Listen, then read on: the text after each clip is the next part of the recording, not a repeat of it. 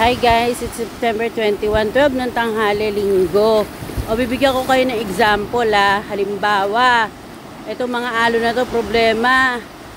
Oh Lord, wala akong pamasahe. Oh Lord, wala akong pambayad ng kuryente. Oh Lord, wala kaming pagkain. Oh Lord, walang pang-tuition baon mga anak ko. Yan, nahagupit ka, problema. Oh Lord, may sakit ako. Oh Lord, iniwan ako ng mahal ko sa buhay. Yan, mga problema yan. Pero our lifeguard walks on water. Lumalakad sa tubig yung Diyos natin. Mapaghimala, amazing God. Kahit ang lakas ng alon, binabayo ka, mahirap, matitinding problema, may sakit ka, may diabetes ka, stroke ka, niwa ka na asawa mo. Ayan ang mga problema, ayan ang mga pagsubok. Pero magpapakatatag ka.